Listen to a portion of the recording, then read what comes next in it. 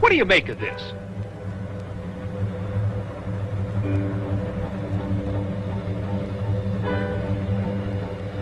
Claw prints leading to that culvert. Where does the other end go? It dumps into the ocean.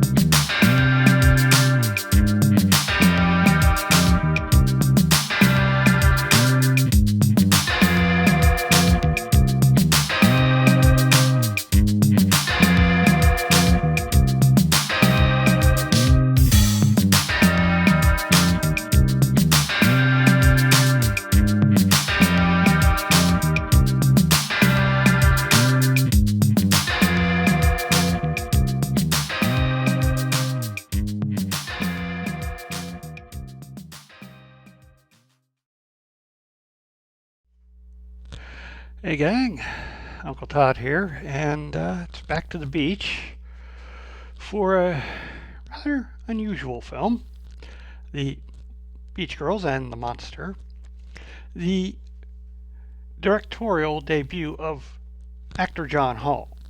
It's also his final film, and it's also the only film he ever directed. Now, Hall got his start in the 30s playing small character parts and bit parts. The guy that stands next to the hero in a scene. And then he made The Hurricane, which was a huge hit. And Hall would follow it up with like South of Pago Pago and The Cobra Woman, in which he ran around in sarongs and showed off his athletic physique. He also made a couple Universal horror films, Invisible Agent and The Invisible Man's Revenge. But as he got older, like most of us, he got heavy. And so he stopped being the young heartthrob. But he also had a keen interest in cameras, collected them, created things with them, and he amassed such a collection that he made extra money when acting gigs got short, renting them out to low-budget filmmakers, and sometimes he would even help produce the films. If you've ever seen, I believe it was Side Hackers, it's either Side Hackers or Wild Rebels. Anyway, he's listed as one of the producers. And a lot of low budget people went to him. Now, according to the Medvids, Hall was approached by these two men who had a whipped cream company. And instead of paying him cash to use the equipment, they wanted to give him stock in their company. He had a counteroffer. They could use it for free. He wanted to direct and star. Well, okay. The plot, which definitely looks like it was inspired by Horror Party Beach, is a sea monster attacking a bunch of 20-something high schoolers, or, well, not high schoolers, kids, teenagers, maybe. I don't know, it's kind of convoluted, considering everybody looks to be in their 20s to 30s. Anyhow, we start the film with some hijinks between some of the guys and the gals, and then one beach bunny named Bunny goes off on her own, and it has a disastrous outcome.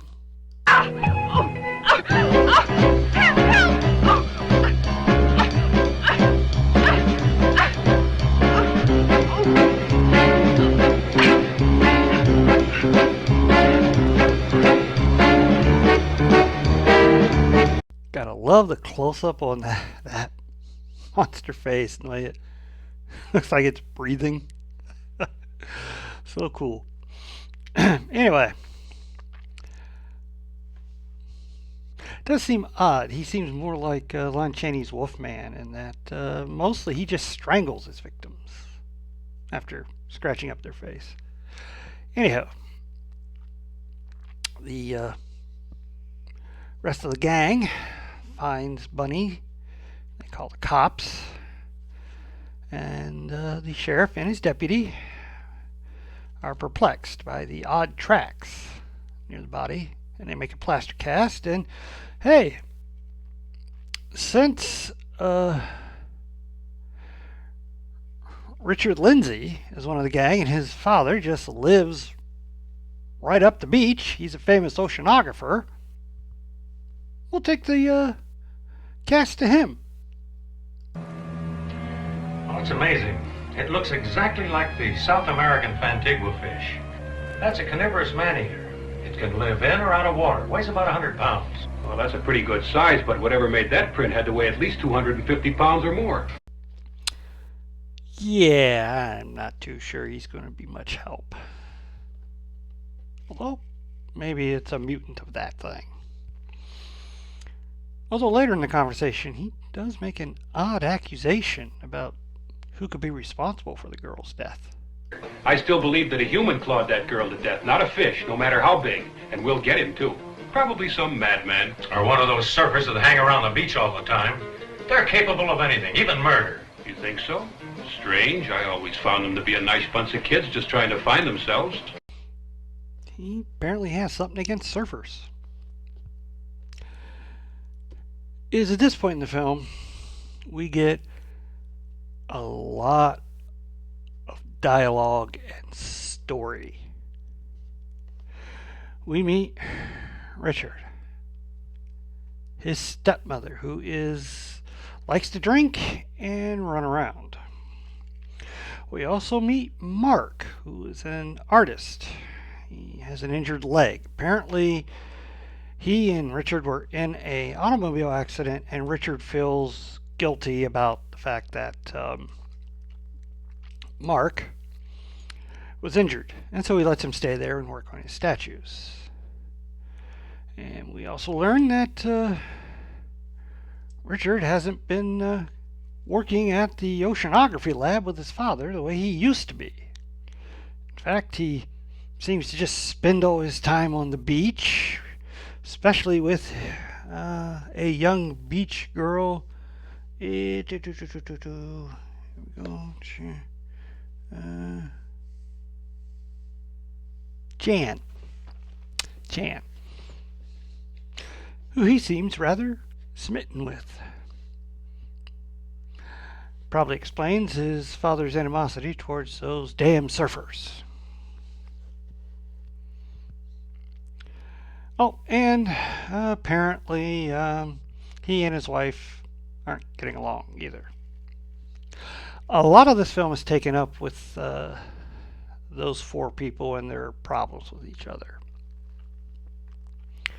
At one point, Mark wants to show Richard something, but before that, because apparently they didn't film enough to make a feature length, we get a lot of footage of this. You see these films, the surf is great.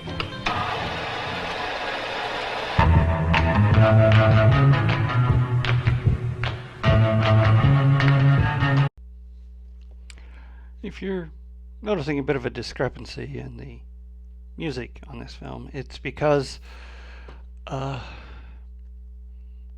you basically had two different people working on the music.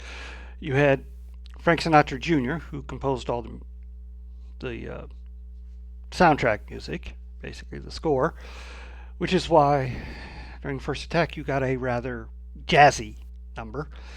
And then for scenes like this, where they show almost 10 minutes of surfing footage, you had that played by a band called the Hustlers, who were popular around the local Los Angeles surf scene.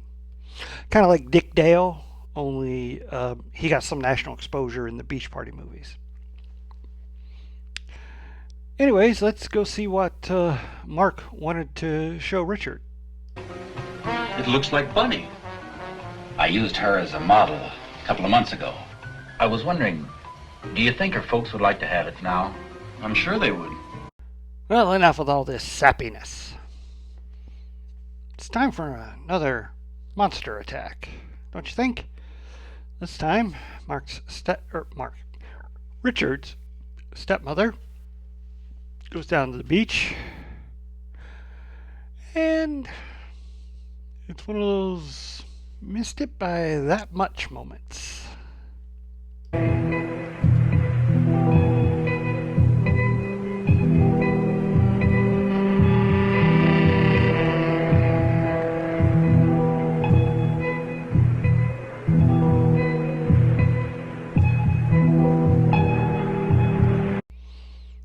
Not exactly fast on his claws. Anyway, she goes back to the house, where it turns out Mark is also making a statue of her, a full-size bust. And we learn just how mean and cruel Vicky, that's her name, Vicky, can be. Please, Vicky. Oh, Mark, don't you think we run this little game into the ground? But Vicky. But Vicky what? Did you think I'd make love to a cripple? Be grateful for small favors, Mark. I think we can make a pretty good educated guess at Mark's overall reaction to that.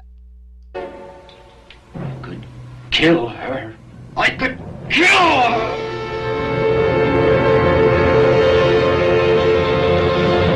Whoa! Just calm down a little bit there, Mark. Anyway, that night, while Richard is picking up his father, he finally breaks the news that he has no intention of returning to work at the lab. While I was in the hospital, I realized how close Mark and I came to being killed. You know, they say your whole life flashes before you? Well, mine did. Dad, ever since high school and college, all I've done is study and work. We never did take those vacations we talked about. We spent... I don't want them back.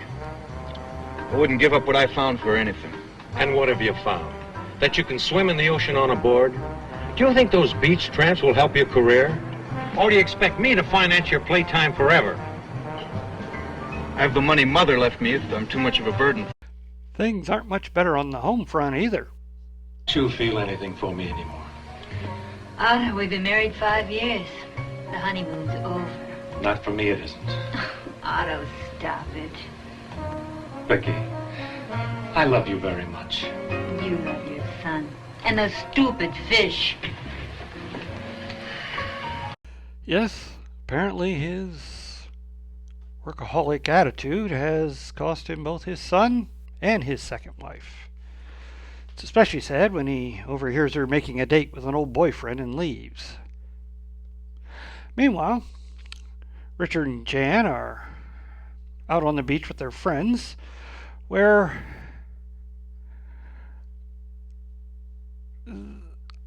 I'm beginning to think nobody who made this film remembers what being a teenager is actually like, because apparently they think they pull gags like this.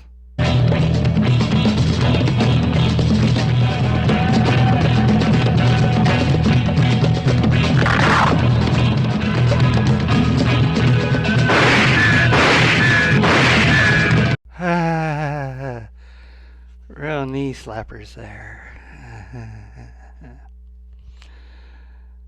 Anyway, after Richard sings a love song that has all the girls swooning, Jane does a duet with a puppet. Loader! Oh, what's the matter, Kingsley? I am leaving the premises. I am cutting out. Why? There's creepy creatures going on. There's monsters around. Oh, I'm scared. There's a monster in the surf. Oh, yeah? Yeah. You got a monster in...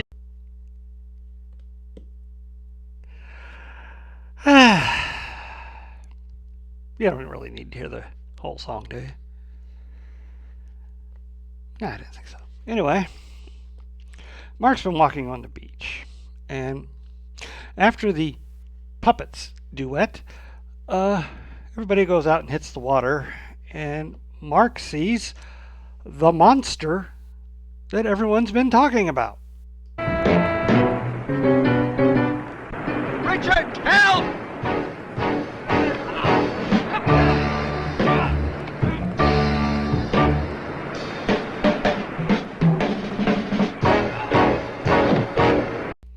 Of course, by the time Mark gets up there and everybody else has realized something's going on, they see Mark bent over the body, and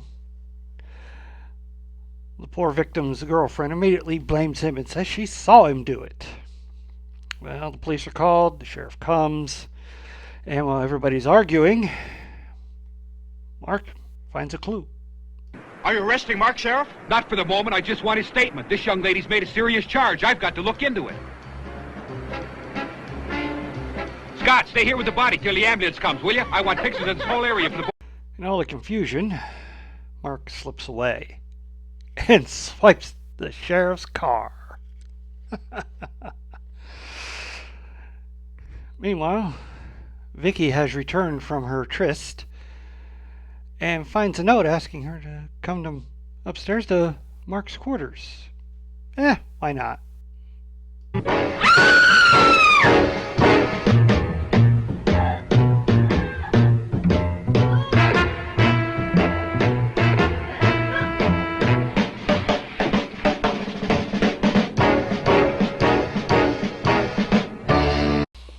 Meanwhile, as always, Mark finally arrives back at the house after ditching the car and begins the search.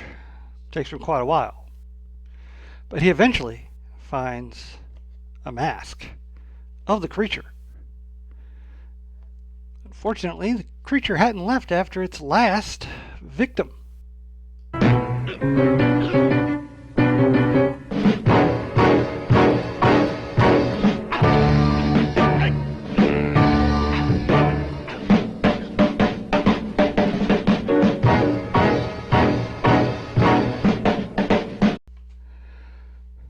Just then, Richard and Jane, who've returned from giving their statements to the police, walk in and turn on the lights. Dad! Mark!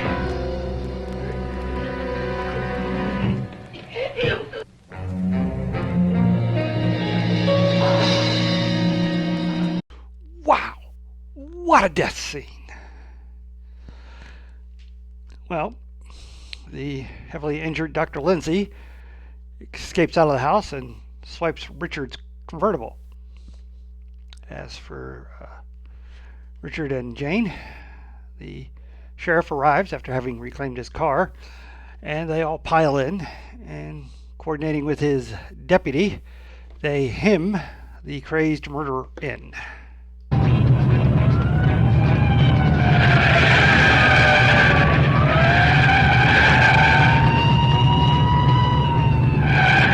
He must be insane!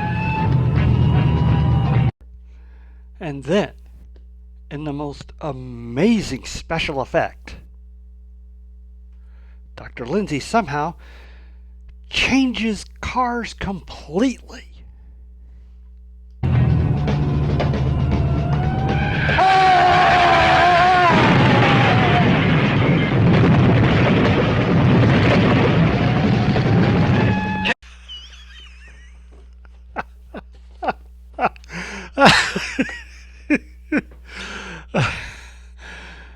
I've been trying to figure out where that footage came from because it's obviously not made for this film. It looks like it's from the 40s. Maybe an old Universal serial. And most of theirs were taken from their features. Oh well. Anyway, we then get our tearful final thoughts. I'm going down there. It's no use. You couldn't get within 50 yards of that car.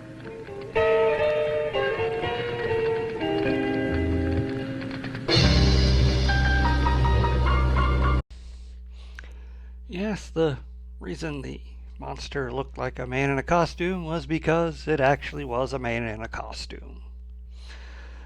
And it was a misguided attempt to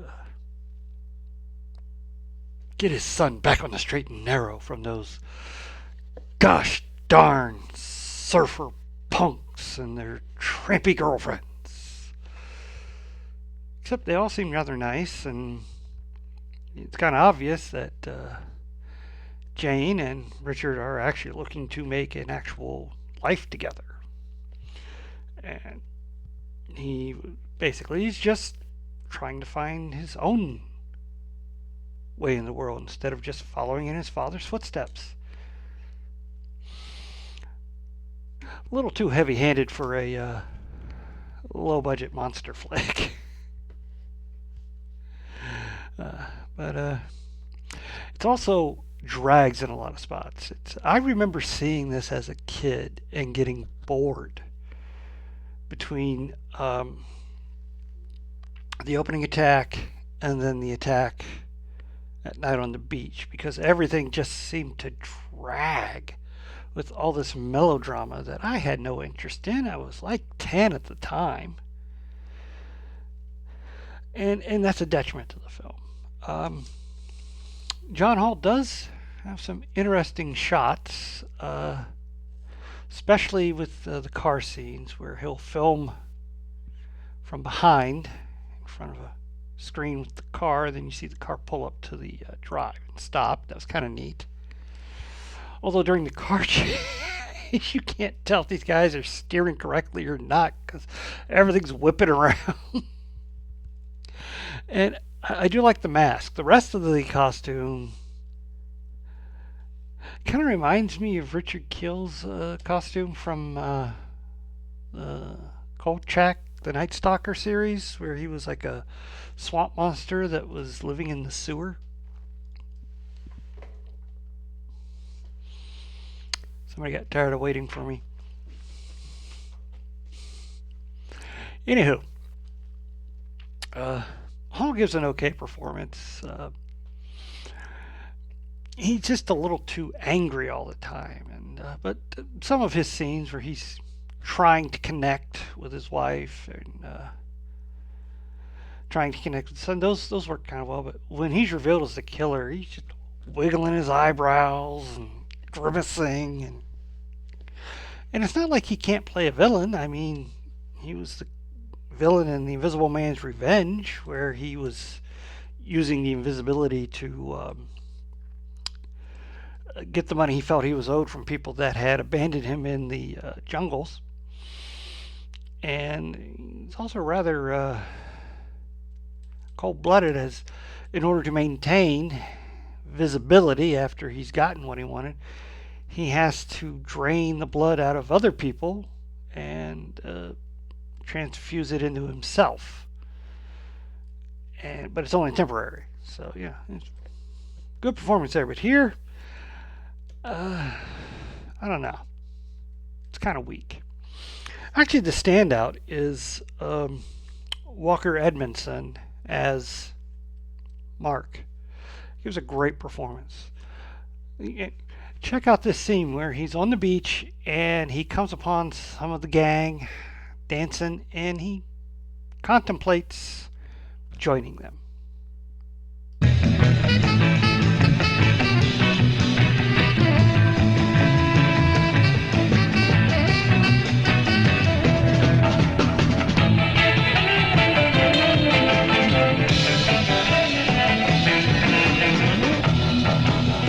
Now that's acting. He actually was a very talented man, and he did appearances on a lot of TV shows like Get Smart, Land of the Lost. He also did voiceover work. He can be heard in everything from The Fox and the Hound to the Spider-Man cartoons and Avatar: The Last Airbender. And he worked well into the 90s, even appearing in Dick Tracy. He also was an actual sculptor. The sculptures you see in this film are his, as is the puppet of the lion. He actually had a show, the Walker Edmondson show, in which he had all these puppets. It was a children's show with puppets. In fact, he and the actress who played Jane actually wrote the song Monster in the Surf for the film. Most everything else was written by Frank Sinatra Jr. So Frank Jr. actually did do some rock and roll, although he generally preferred to work in his father's genre, and eventually, I believe, became his band leader after Count Basie could no longer do it. Anywho, this is not much else to say about this film. It's just kind of there. It's a little too slow to be actually a fun, bad movie, despite some of the hilarity of some things. But yeah, it's not well remembered. I think most people would prefer Horror Party Beach. That's got a lot more bad movie humor to enjoy from it. But as it is, it's kind of a meh, okay film. Well, we've only got one more week on the beach. Hope you join me then. Also, please hit like, share, and subscribe, and stay after the credits for my favorite scene.